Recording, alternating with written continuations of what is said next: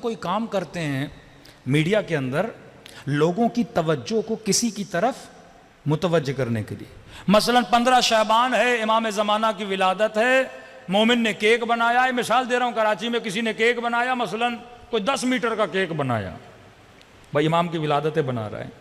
اب ایک بندہ ٹی وی پہ دیکھے گا، اچھا 10 میٹر کا کیک بنایا، پاکستان میں ریکارڈ توڑ دیا، کس کے لیے بنایا؟ 15 شعبان۔ اب اس کے ذہن میں سوال پیدا ہوگا، 15 شعبان کیا ہے؟ ذہن کو انتقال دینے کے لیے اگر تم کوئی کام کر رہے ہو وہ عاقلانہ ہے، واقعاً 15 شعبان کیا ہے؟ پھر وہ جستجو کرے گا، اچھا امام کون ہے؟ امام زمانہ حضرت مہدی۔ کون ہے حضرت مہدی؟ آئے گا۔ کئی لوگ شیعوں پہ اعتراض کرتے ہیں کہ آپ کی حرکتیں عاقلانہ نہیں ہیں۔ ان حرکتوں کا اکثر پہلو یہ ہوتا ہے کہ جب تو سوچتا ہے تجھے تعجب ہوتا ہے، پھر تمہارا ذہن حسین کی طرف جاتا ہے، متوجہ ہوتا ہے۔ ایک بند ماتم کر رہا ہے، مار رہا ہے خود کو، بھئی کیوں مار رہے ہو؟ پریشان ہو جاتے ہیں، کیا ہوا ہے ان کو، مار کیوں رہے ہیں؟ پھر کہتے ہیں حسین حسین بول رہے ہیں۔ کون حسین؟ کیا ہوا تھا حسین کے ساتھ؟ یہ ہمیں پاگل بول رہے تھے اور ہم ان کے بچوں کو حسین حسین سنا کے حسینی بناتے گئے۔ ہاں، یہی کڑیاں تھی۔ میں بعض مجلسوں میں کہتا ہوں آگ کا ماتم کرتے تھے مومنین، یا جیسے زنجیر کا ماتم۔ پھر بعض مراجع نے فتویٰ دیا کہ بھائی اب اس کو بند کر دو، کیونکہ بعض اوقات بعض چیزیں اس زمانے میں لوگوں کو امام حسین کی طرف متوجہ کر رہی تھی۔ ہم کرتے تھے، یاد ہے ہم چھوٹے تھے، ہمارے گاؤں میں آگ کا ماتم ہوتا تھا، پورا گاؤں جمع ہوتا تھا۔ اب اس عمل کو دیکھا جائے، ایک عمل غیر عاقلانہ عمل ہے کہ انگارے جلائے ہوئے ہیں، لوگ دوڑ رہے ہیں، کوئی نماز پڑھ رہا ہے، بھائی مسجد میں جا کے نماز پڑھو، آگ پہ کیوں پڑھ رہے ہو؟ ایک سمجھ نہیں آتی کیسا عمل ہے۔ لیکن اس عمل کے ذریعے ہم لوگوں کے ذہن کو امام حسین کی طرف لے جا رہے ہیں۔ اب اس کو عاقلانہ اینگل دیا ہم نے، لوگ ان چیزوں کو، پہلے بزرگ اگر یہ کام کرواتے تھے، سوچتے تھے، پلاننگ بناتے تھے۔ ایسے بولیں گے امام حسین کی مجلس سے کون آتا؟ پہلے سے مفتی نے بول دیا حرام ہے، نہیں جانا، شیعہ جو بھی بولے نہیں کرنا۔ لیکن ہم نے ایک ایسا اینگل اپنایا، آگ پر نماز پڑھی جائے گی۔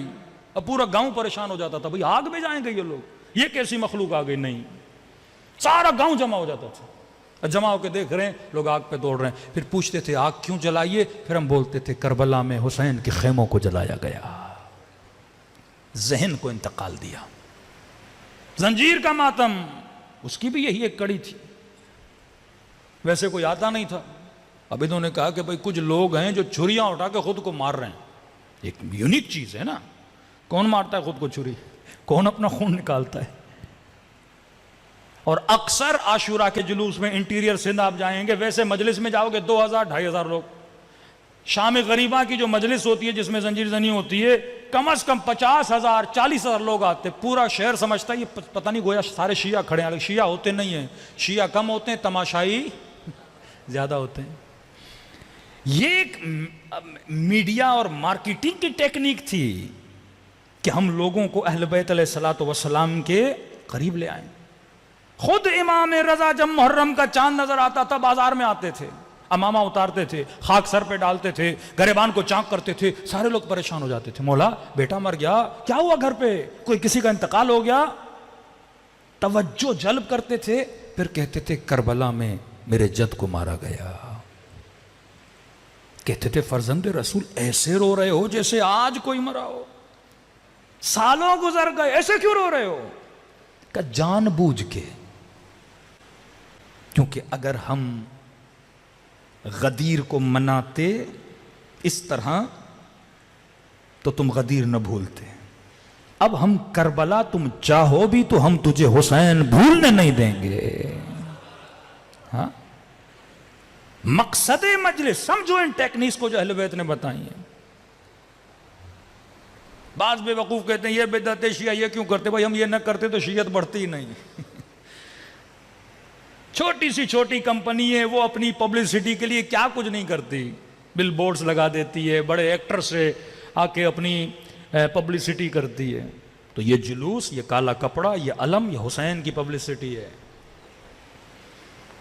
ہر گھر پہ علم ہوتا ہے تاکہ روڈ پہ جو بندہ گزرے اس کی نگاہ علم پہ پڑے اور علم کو دیکھے گا تو عباس کی یاد آئے گی۔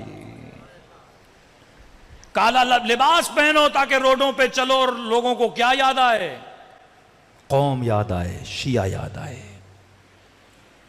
ہر چیز کے پیچھے ایک ہدف ہے، ایک عقلانی ریزن ہے. یہ مکتب عقل ہے. اہل بیت نے بڑے طریقے سے یہ ایک شیعہ سیولائزیشن بنائی. بی بی زینب نے ایک سیولائزیشن بنائی. وہ سیدہ زینب واقع کربلا سے پہلے آپ ایک حدیث، ایک روایت دکھائیے کہ بی بی زینب نے کبھی کسی نامحرم سے بات کی. ایک روایت آپ نہیں دکھا سکتے. سیدہ زہرا سلام اللہ علیہا کی پوری زندگی آپ نکال کے دیکھ لیں. نابینا گھر آتا ہے چلی جاتی ہیں. بیٹی نہیں دیکھ رہا، بابا وہ نہیں دیکھ رہا، میں تو دیکھ رہی ہوں. نہیں ملتا. لیکن حق کی بات آتی ہے، خلیفے کی مسجد میں چلی جاتی ہیں، بات کرتی ہیں.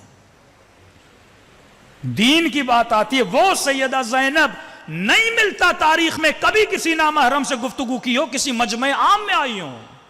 امام زین العابدین کھڑے ہیں، ابن زیاد کے دربار میں بھی، یزید کے دربار میں بھی، خود آگے آتی ہیں، کلام کرتی ہیں. کیونکہ عورت ایک عنصر نازک ہے. جب وہ گفتگو کرتی ہے تو لوگوں کے جذبات ابھرتے ہیں.